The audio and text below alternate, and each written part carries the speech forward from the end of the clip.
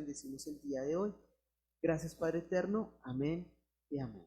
Bueno, en un primer momento quiero contarles que a veces tenemos ideas equivocadas sobre los ángeles.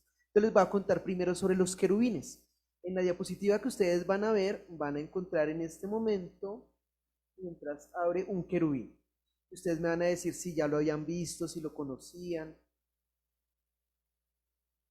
¿Los querubines no han llegado? Bueno. Entonces, mientras inicia el querubín, se asusta el querubín.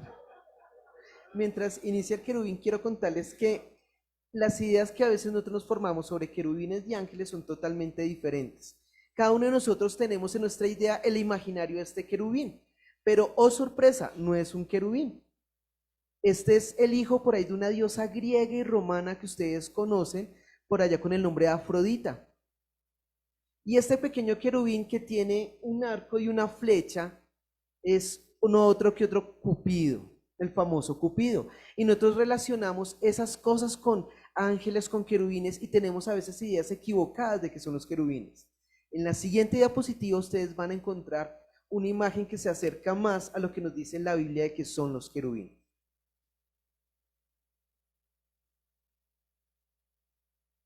Les cuento que los querubines, los querubines son figuras antropomórficas, no pude hoy. Gracias. Y ellos son personas con caras de animales y con alas. Entonces, esos son los querubines, y los querubines tienen una función especial. La primera función que nosotros tenemos de los querubines es que los querubines fueron puestos en el jardín del Edén y fueron puestos con 2 espadas para evitar que los hombres entraran al lugar santo y a la presencia de Dios. Esos son los querubines. Entonces notamos que literalmente cuando vemos querubines es porque no podemos entrar en la presencia de Dios. ¿Eso dónde vuelve a ocurrir? Porque Dios, a pesar de que no nos deja entrar en el paraíso, nos permitió un lugar maravilloso, y ese lugar maravilloso lo permitió a los judíos, que es el tabernáculo. Recuerdan que en el lugar santísimo, en el tabernáculo, habían pintados querubines, y en el arca de pacto que ustedes están viendo en ese momento, habían querubines. Eso significa que, hey, tú hombre no puedes estar en este lugar. No puedes estar en este lugar porque aquí hay unos seres que van a detenerte y que tú no puedes pasar a la presencia de Dios. Esos son los querubines. Pero los ángeles cumplen un papel totalmente diferente. Y vamos a ver en la siguiente diapositiva algo que no es un ángel. Todos tenemos en la idea y en la mente que los ángeles tienen una aureola en la cabeza y tienen alas. Los ángeles no tienen aureola en la cabeza ni tampoco tienen alas. Dicen que las manifestaciones de los ángeles se muestran como personas, pero personas sin rostro, con luz. Y a veces ni siquiera nosotros vemos y nos damos cuenta del rostro de los ángeles. Tal vez nosotros hemos conocido o hemos conocido ángeles en nuestras vidas y no nos hemos dado cuenta. ¿Qué son los ángeles y para qué funcionan los ángeles y qué diferencia tienen diferente con los querubines? Primero, no tienen alas. Segundo, es importante entender que los ángeles son seres creados. Hay una diferencia. Dios es Dios eterno. Dios no ha sido creado ni tiene fin. Los ángeles son seres creados. También son finitos y limitados. Un ángel no puede estar en 2 lugares al mismo tiempo. ¿Listo? También el principal deber de los ángeles es obedecer a Dios. También hay ángeles caídos. ¿Y por qué hay ángeles caídos? Porque los ángeles tienen inteligencia y tienen conciencia moral. Por eso nosotros sabemos la historia de los ángeles caídos, los cuales han decidido no servir a Dios y desobedecer a Dios. Los otros ángeles, los que les voy a hablar el día de hoy, son ángeles mensajeros y tienen un papel importantísimo en todo lo que ha pasado en la historia de la salvación. Y voy a comenzar con 4 momentos muy interesantes de los ángeles. Vamos a utilizar hoy bastante la Biblia. Entonces vamos a ir primero a Génesis capítulo 16, verso 7.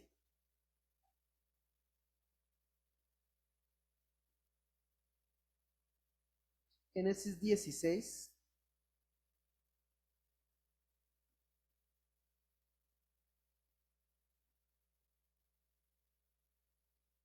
Verso 7. Está la historia de Agar e Ismael.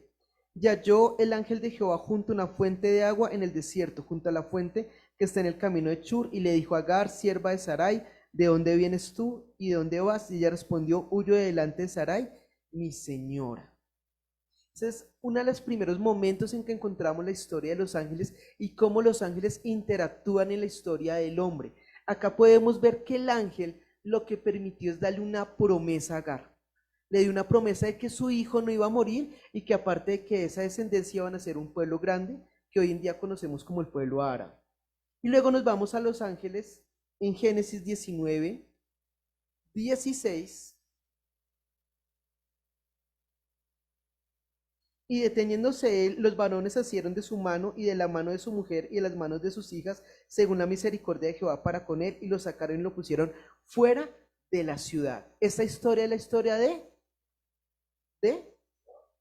de Lot y de Sodoma y Gomorra. Y vemos que dice que son varones que los tomaron de las manos y los sacaron. Vemos que también los ángeles, y Dios envía a sus ángeles para actuar en qué? En misericordia y en favor de los hombres que le temen.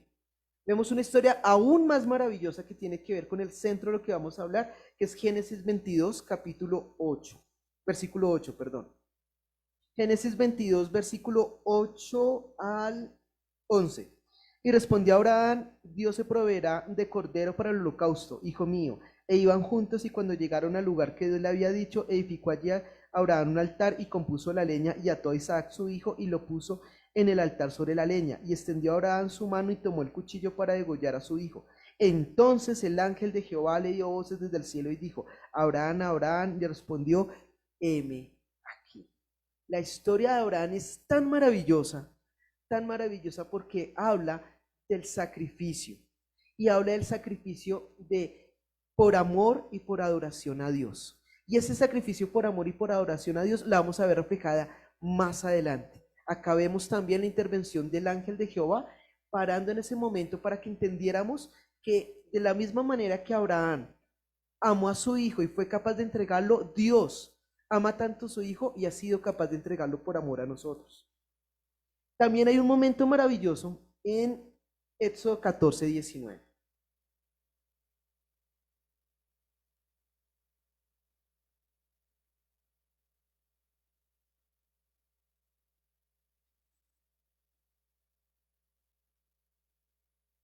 Éxodo 14, 19 nos dice, y el ángel de Dios que iba delante del campamento de Israel se apartó e iba en pos de ellos, y asimismo la columna de nube que iba delante de ellos se apartó y se puso a sus espaldas. Dios ayuda a sus hijos en medio del mundo. Dios está ahí ayudando a sus hijos en medio del mundo. Y ahí tenemos que tener una primera conclusión sobre cuál es el papel de los ángeles. Entonces, esa primera conclusión nos va a llevar al libro de Hebreos, capítulo 1. Mientras llegamos al libro de Hebreos, capítulo 1, les voy a contar esa primera conclusión. Esa primera conclusión es, Dios en su misericordia usa a los ángeles para servicio de los que le aman.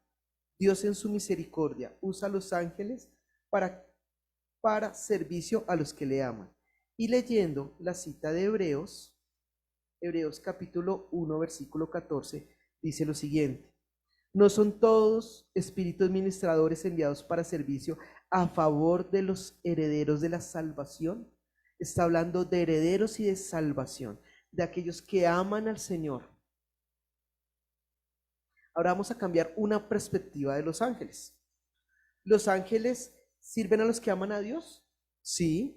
¿Dónde lo vamos a ver más efectivamente? Y quiero recordar la historia con ustedes. En Daniel capítulo 6, versículo 22, ¿quién es el que le cierra la boca a los leones? Son los ángeles. Y hay algo muy especial en esta imagen de Daniel que tiene que ver con Jesús y tiene que ver con Pedro. Porque cuando estaba Jesús en medio del desierto, eran los ángeles que le servían a Jesús y evitaban que las fieras lo atacaran. Y después con Pedro fueron los ángeles que liberaron a Pedro y a Juan de la cárcel, librando también de otro tipo de fieras que los estaban persiguiendo. Los ángeles sirven a aquellas personas que Dios lo ama. Nos da una segunda conclusión. Dios, en el reflejo de su amor, usa lo necesario a los ángeles para sostenernos en el mundo, aquellos a quienes nos ama. Dios está ahí sosteniéndonos en el mundo en medio de nuestra tristeza, de nuestra agonía, de nuestra hambre, de nuestra soledad. Dios está ahí y Él hace lo necesario por amor a todos nosotros. Y vamos a ver algo maravilloso, vamos a leer una lista de versículos y nos vamos a ir al Nuevo Testamento y vamos a comenzar en Mateo, con algo que nos mencionaba ahora el pastor, muy importante. Vamos a ir en Mateo 24.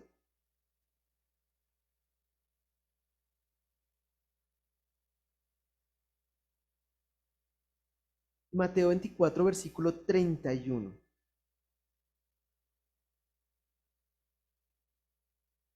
Y enviará sus ángeles con gran voz de trompeta y juntará a sus escogidos de los cuatro vientos, desde un extremo del cielo hasta el otro.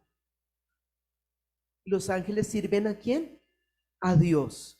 Y en este versículo es claramente que los ángeles sirven a Jesús.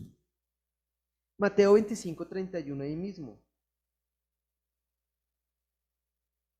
Cuando el Hijo del Hombre venga en su gloria, todos los santos ángeles con él, entonces se sentará en el trono de la gloria. En el 26:53.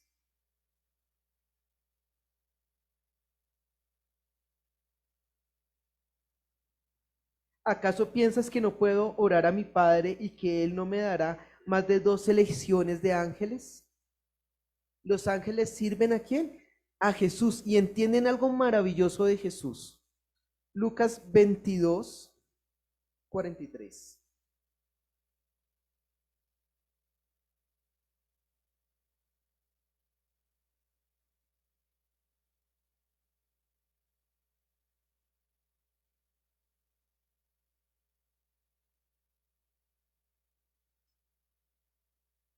Leer desde el 21, desde el 42. Padre, si quieres pasa por mí esta copa, pero no se haga mi voluntad sino la tuya. Y se le apareció un ángel del cielo para fortalecerle. En 2 de Tesalonicenses 1:7.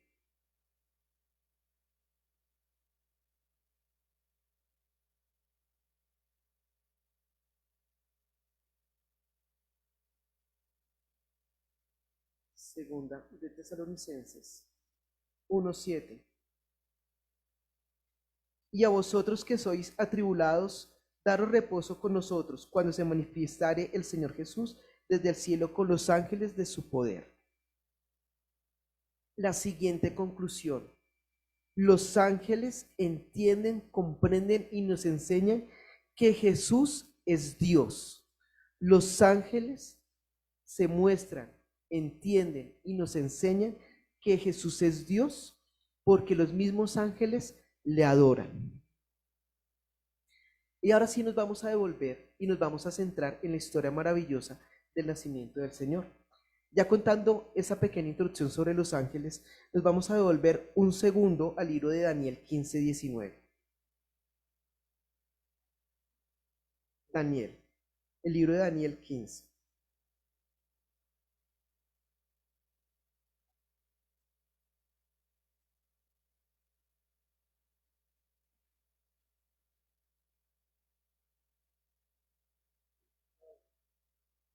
Ay, perdón, me equivoqué. Daniel 8, perdón. 8, versículo 15.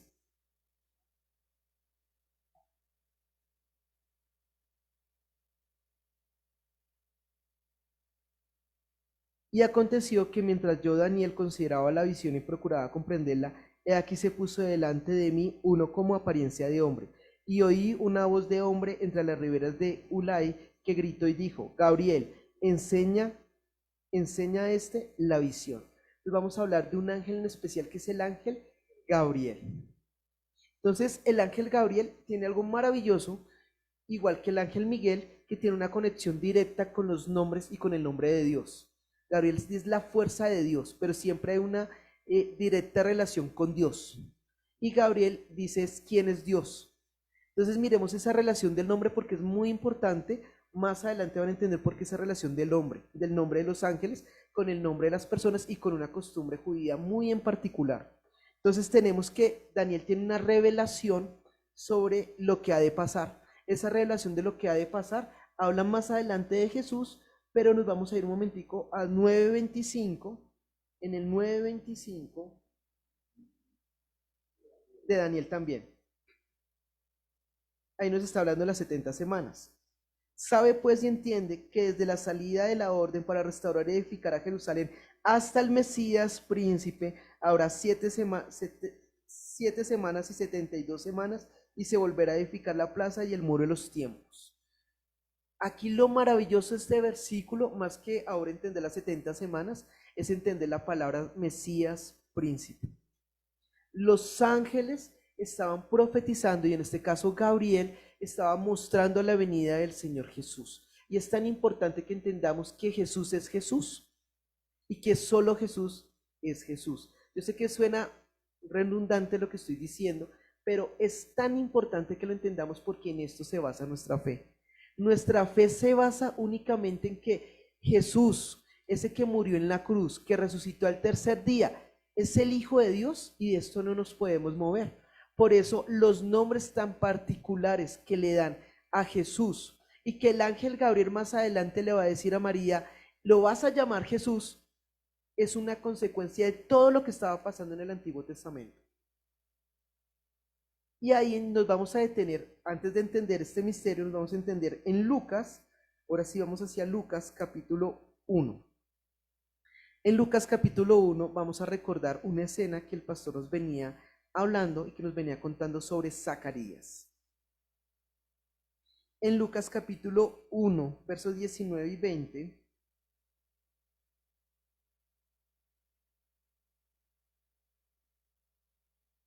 dijo Zacarías al ángel, ¿en qué conoceré esto? Porque yo soy muy viejo y mi mujer es de edad avanzada. Respondiendo el ángel le dijo, yo soy Gabriel, que es el mismo Gabriel que se le ha parecido a Daniel, que estoy delante de Dios y he sido enviado a hablarle y darle estas buenas nuevas.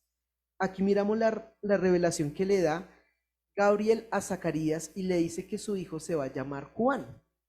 Y eso lo mirábamos hace 8 días con el pastor y nos vamos ahí a 61-63. Y le dijeron, ¿por qué? No hay nadie en tu parentela que se llame con ese nombre. Entonces le preguntaron por señas a su padre cómo le quería llamar y pidiendo una tablilla escribió diciendo, Juan es su nombre. Y todos se maravillaron.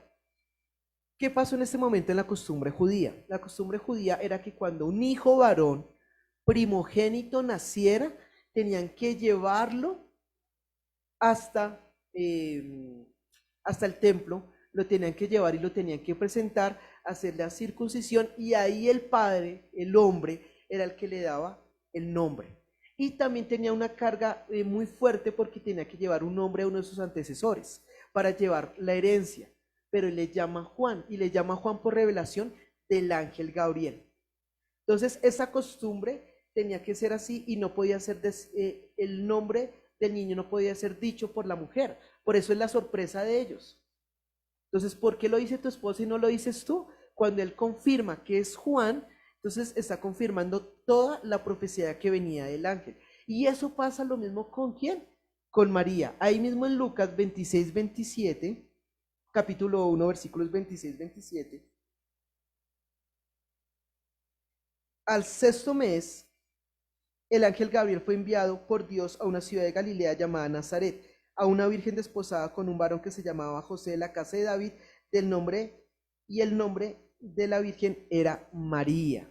Si nosotros nos detenemos hacia atrás en la genealogía de Jesús, ¿alguno se llamaba Jesús? Es decir, Jesús le podía poner a su hijo David, sí le podía poner David porque el antecesor era David. José le podía poner, qué sé yo, cualquier otro nombre menos Jesús, pero hay una similitud entre esto con Elizabeth. Le ponen el nombre que le dice el ángel, por la misma conexión que tiene los nombres. Jesús es ¿quién? Emmanuel, que es Dios con nosotros, y tiene la relación directa de la palabra Dios con nosotros, enviado, mensajero, el que está con medio de nosotros. Entonces, llegamos a una cuarta conclusión. Dios hará lo necesario para que conozcan de su Hijo y para que entendamos que su Hijo realmente ese Jesús que conocemos es el Jesús que adoramos. En el 32-33, en el versículo 32-33 de Lucas, Este será grande y será llamado Hijo del Altísimo. Y el Señor Dios le dará el trono de David su padre, y reinará sobre la casa de Jacob para siempre, y su reino no tendrá fin. Esa es la otra revelación que tienen a través de los ángeles, que este es el Hijo de Dios. Y nos vamos a detener un momento en el nacimiento de Jesús. En el nacimiento de Jesús me causó mucha curiosidad en Lucas 2, versículo 8, inclusive. Habían pastores en la misma región que velaban y guardaban las vigilias de la noche sobre el rebaño. Y aquí se presentó un ángel del Señor, y la gloria del Señor los rodeó de resplandor, y tuvieron gran temor. Pero el ángel les dijo: no temáis, porque aquí les doy nuevas de gran gozo, que será para todo el pueblo, que os ha nacido hoy en la ciudad de David un Salvador, que es Cristo el Señor. Esto servirá de señal: hallaré ese niño envuelto en pañales, acostado en un pesebre. Me causó mucha curiosidad, ¿por qué en un pesebre? ¿Y qué tiene esa relación de un pesebre? Esa relación de un pesebre es que se había profetizado que el Mesías, y se había tenido en cuenta que el Mesías iba a ser humillado y tenido en poco. Yo voy a leer unos versículos acá para que ustedes miren la línea de cómo el nacimiento en un pesebre tenía que ser en un pesebre. No había otro lugar donde él podía nacer. Isaías 53:9 dice: y se dispuso con los impíos su sepultura, mas con los ricos fue en su muerte, aunque nunca hizo maldad ni hubo engaño en su boca. Mateo 27:38: entonces crucificaron con él a dos ladrones, uno a la derecha y otro a la izquierda. Lucas 22:37: porque os digo que era necesario que se cumpliera todavía en mí aquello que está escrito, y fue contado con los inicuos, porque lo que está escrito de mí tiene cumplimiento. Hechos 8:33: en su humillación no se le hizo justicia, mas su generación, que somos nosotros, ¿quién la contará? Porque fue quitada de la tierra su vida. Segunda de Corintios 8:9: porque ya conoceréis la gracia de nuestro Señor Jesucristo, que por amor a vosotros se hizo pobre siendo rico, para que vosotros con su pobreza fuésemos enriquecidos.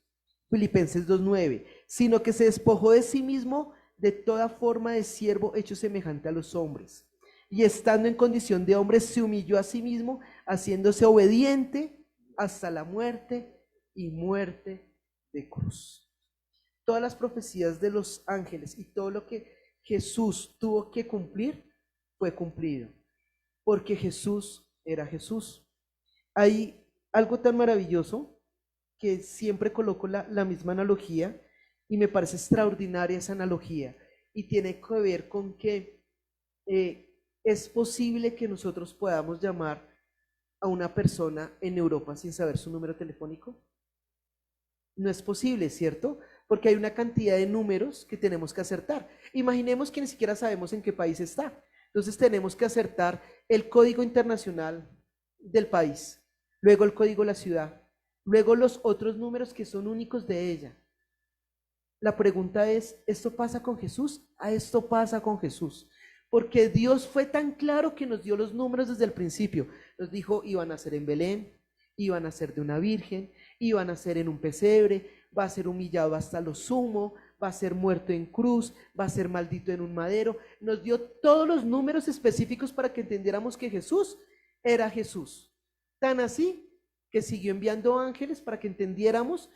Si no somos capaces de creerlo de manera intelectual, por señales lo fuéramos a creer. Y hay algo tan maravilloso, y volvemos nuevamente a Lucas, capítulo 2, versículo 7.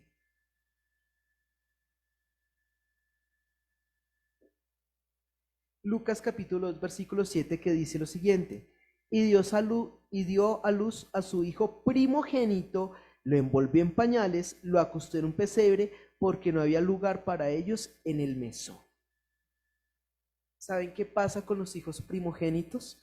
No solamente tocaba llevarlos al templo, a colocarles el nombre, a circuncidarlos, sino que Dios colocó una norma específica para los hijos primogénitos. Esa norma específica está en el libro de Éxodo capítulo 13. Nos vamos rápidamente a Éxodo capítulo 13.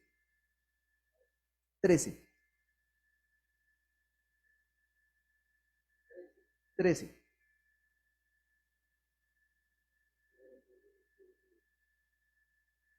En Éxodo capítulo 13, inclusive vamos a leer desde el versículo 1. Jehová habló a Moisés diciendo: conságrame todo primogénito cualquiera que abre matriz entre los hijos de Israel, así de los hombres como de los animales, mío es. Conságrame el primogénito. Jesús tenía que ser consagrado, pero en esa consagración de animales, vamos a ir ahí mismo en el versículo 12 y 13, dice lo siguiente: dedicarás a Jehová todo aquel que abriese matriz y asimismo todo primer nacido de tus animales. Los machos serán de Jehová. Mas todo primogénito de asno redimirás con un cordero, y si no lo redimes, quebrarás su cerviz.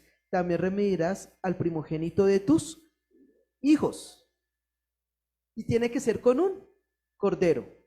Lo que estaba diciendo Dios era ahí: si tú no me vas a entregar ese asno, tienes que entregarme un cordero. Pero también tienes que hacer lo mismo cuando nazca un hijo varón. Si nace un hijo varón, como me lo vas a consagrar a mí, en paga, en muerte, tienes que entregar un cordero. Es decir, que Jesús tenía que estar ahí y tenía que estar en un pesebre, no tenía que estar en un hotel, no tenía que estar en otro lugar, en una posadera, tenía que estar en un pesebre, porque él tenía que ser la imagen ¿de qué? Del cordero, que nos iba a redimir ¿a quién? A ustedes y a mí.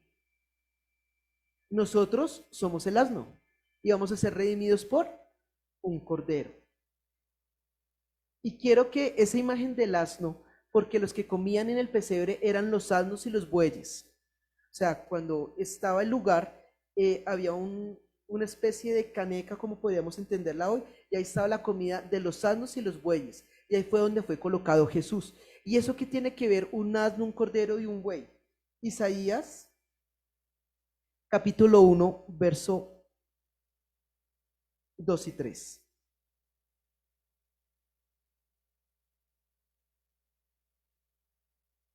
Isaías capítulo 1.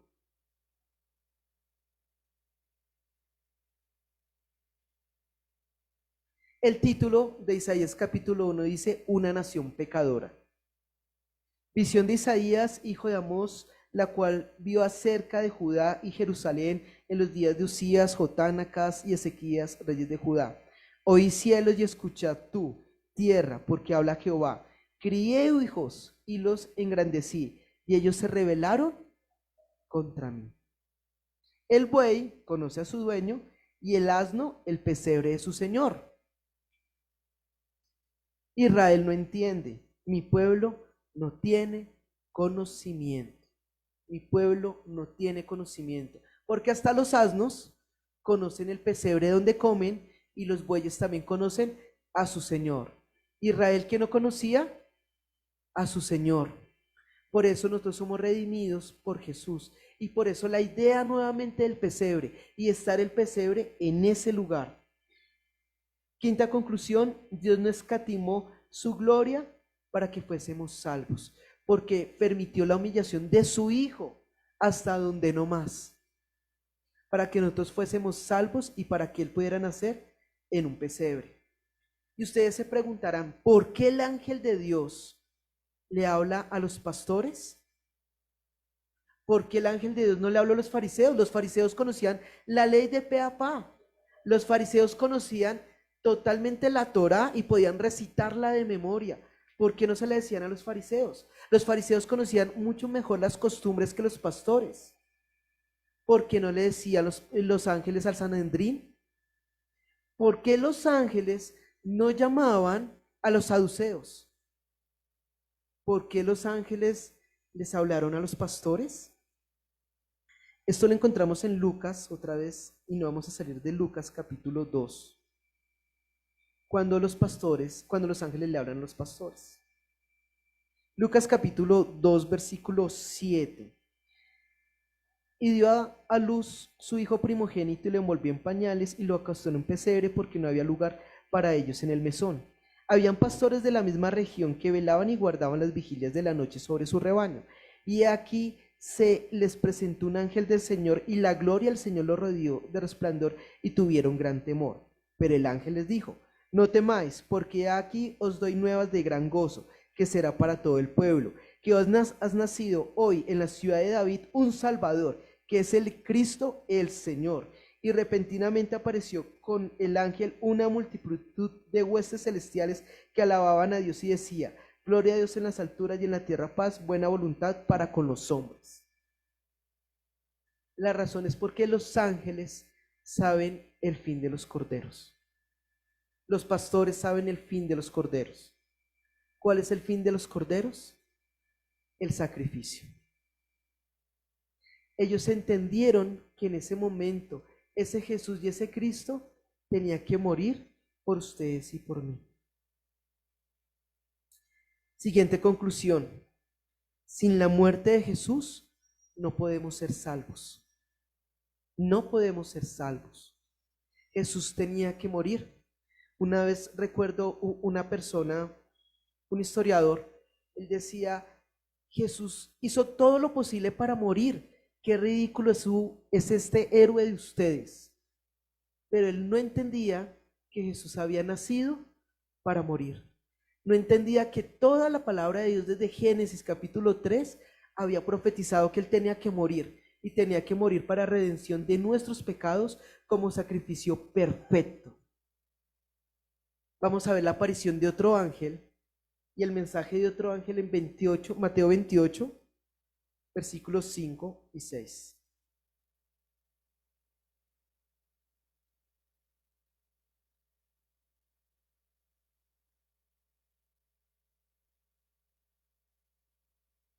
Mateo 28, versículos 5 y 6. Y va a leer desde el 4. Y de miedo de él los guardias temblaron y se quedaron como muertos. Mas el ángel respondiendo dijo a las mujeres: no temáis vosotras, porque yo sé que buscáis a Jesús, el que fue crucificado. No está aquí, pues ha resucitado como dijo. Venid, ved el lugar donde fue puesto el Señor. Y pronto y decid a los discípulos que ha resucitado de los muertos. Y he aquí va delante de vosotros a Galilea, allí le veréis.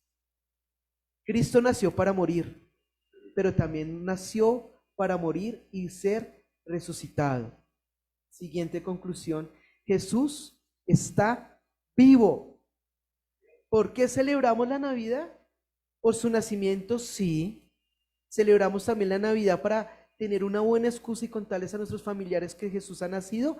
También celebramos la Navidad para recordar que Él nació y que todas las profecías que han sido utilizadas y hasta los ángeles que fueron utilizados concluyeron en el nacimiento maravilloso de Jesús.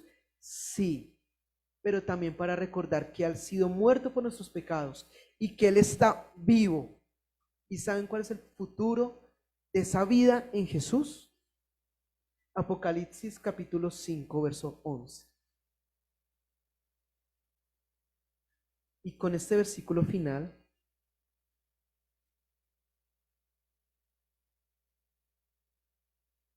Apocalipsis capítulo 5, versículo 11.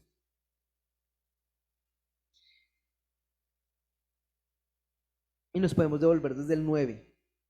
Y cantaban un nuevo cántico diciendo: digno eres de tomar el libro y de abrir sus sellos, porque tú fuiste inmolado, y con tu sangre nos has redimido para Dios de todo linaje, lengua, pueblo y nación.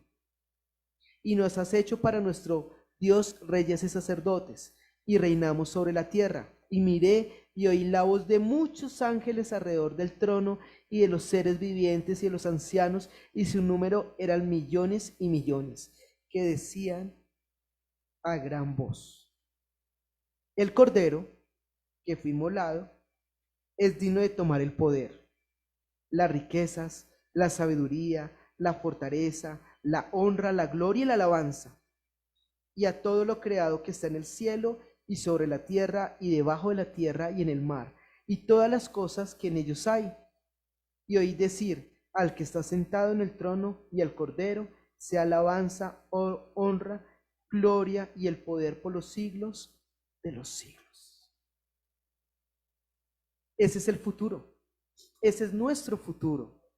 Ese es nuestro futuro si hemos creído que Jesucristo es el Señor, si hemos creído en el anuncio de ángeles y de hombres, de la palabra de Dios, de la profecía.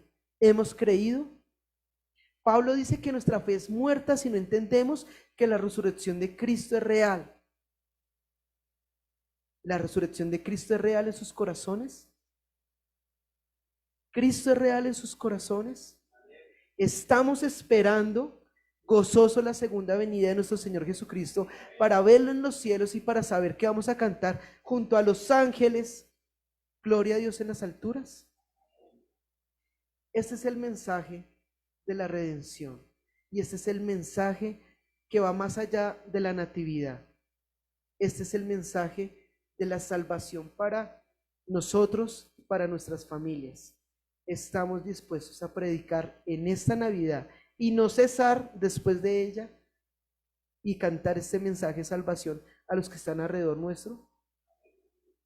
Este es nuestro papel como mensajeros de Dios, como partícipes de ese papel de ángeles. Este es nuestro ministerio. Avancemos con nuestro ministerio porque los días están cerca y el tiempo se ha acortado. Señor Jesús, muchísimas gracias por tu maravillosa palabra, Señor. Gracias, Dios, porque eres bueno, eres fiel y porque has movido hasta los cielos por amor a nosotros, porque has levantado un pueblo nuevo, Señor Jesús.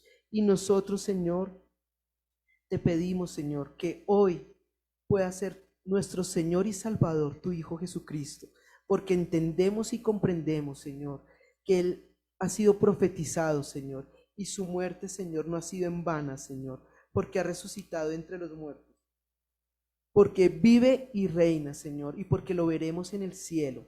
Y sabemos, Señor, que esta palabra es para toda lengua, pueblo y nación, como está escrito en tu libro de Apocalipsis. Y sabemos, Señor, que tú nos haces partícipes de tu gloria, Señor, a tener la maravillosa oportunidad de predicar en tu nombre, de predicar la salvación, de predicar la cruz, de predicar el perdón de pecados, de predicar también la ira venidera, Señor. Y saber que esa ira venidera, Señor, estuvo sobre tu Hijo Jesús, cuando la copa de ira fue derramada sobre su muerte. Pero que gracias a Él y que gracias a que lo podemos ver y entender y comprender, hemos sido salvos por su nombre. Gracias, Señor, por este gran privilegio, Señor. Gracias por el nacimiento de tu Hijo, Señor, en un pesebre, Señor. Gracias, Señor, porque no menospreciaste, Señor, dejar tu gloria, Señor, para que Él fuera exaltado hasta lo máximo, Señor. Gracias, Señor, porque eres eterno y eres maravilloso y porque has movido todo por nosotros, Señor. Y somos únicamente un resplandor, Señor, de tu amor para los demás. Gracias, Padre eterno, y permítenos, Señor, levantar tu nombre en medio de las naciones, Señor, y predicar en todo momento y fuera de tiempo, Señor. Gracias, Señor Jesús. Amén y amén.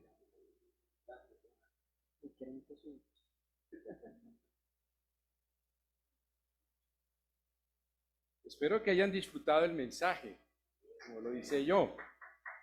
Una bendición. Yo le hice gran reto a Jonathan para hablar de los ángeles porque son otros de los personajes que intervinieron en la Navidad. ¿Sí? Los ángeles, los pastores, bueno, cada uno tiene su rol, cada uno tiene su mensaje, cada uno tiene su desafío, pero queríamos involucrar los ángeles y vimos cómo lo vemos acá. Vayan al Salmo 91, quiero cerrar y redondear estos minuticos que nos quedan, solamente una idea muy, muy importante y clara. Dice el Salmo 91, David escribe esto en el Salmo 91 acerca de los ángeles, y los ángeles desde Génesis hasta Apocalipsis están presentes. ¿Son reales? Sí. ¿Son creados por Dios? Sí. ¿Tienen inteligencia? Sí. ¿Tienen moral? Claro que sí.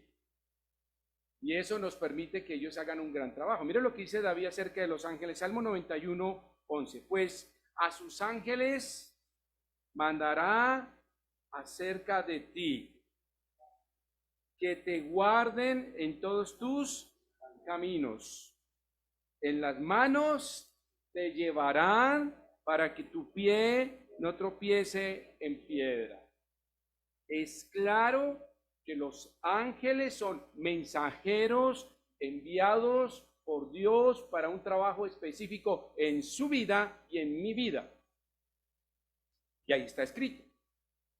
Me encantó el versículo que usamos en Mateo cuando dice que el Señor en el huerto de Getsemaní, ¿quién llegó? Pedro, Juan, estaban perdidos y dormidos. ¿Quién llegó? Un ángel. Yo pensaba que iba a llegar Pedro y decirle, Señor, estoy contigo hasta la muerte. Así somos nosotros también. ¿Quién estaba? Un ángel. ¿Y qué hizo? Le fortaleció, le animó, le sirvió, lo protegió, lo acompañó. Y eso es lo que está diciendo David, ese es el trabajo de los ángeles. Ahora, ¿creemos en los ángeles?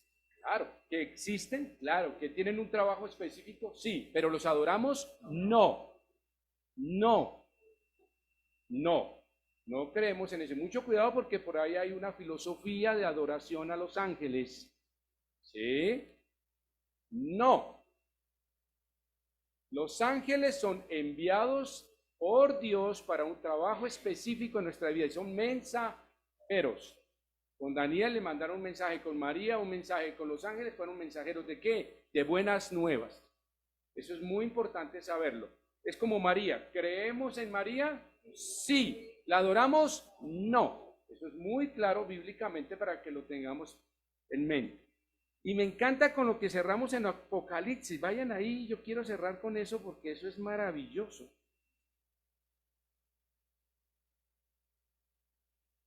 Entonces Dios manda sus ángeles. Ahora, yo no sé cuántos de ustedes lo vieron en internet. Yo alguna vez lo vi, alguien que hablaba y predicaba diciéndole que había tenido una experiencia que le había mandado a un ángel, esa persona le había dado una orden a un ángel para que le recuperara algo que le habían quitado o robado. Y todo el mundo, y que efectivamente el ángel le había traído eso que le robaron. Eso no es cierto, eso no funciona así. Cuidado con eso. Esas son doctrinas falsas.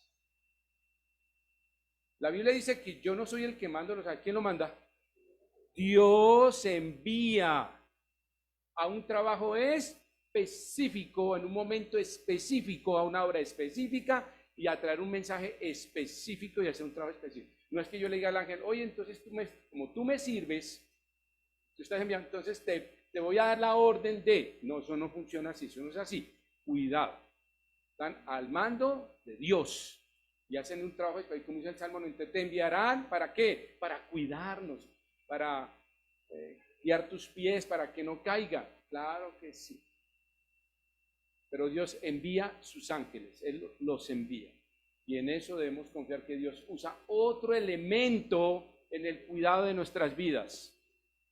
Aparte del Espíritu Santo que vive en nosotros, nos guía, nos anima, nos reconforta, nos ayuda, nos da sabiduría. Los ángeles es otra herramienta que Dios ha puesto. Pero Él, para nosotros, lo tenemos. Ahora, me encanta Apocalipsis capítulo 5, versículo 11. Vamos a terminar ahí.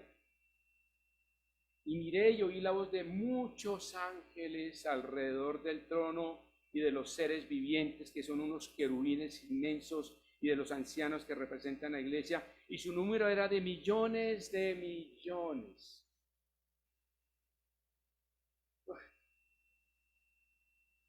Que decían a gran voz, quiero que paren ahí, porque hay dos puntos.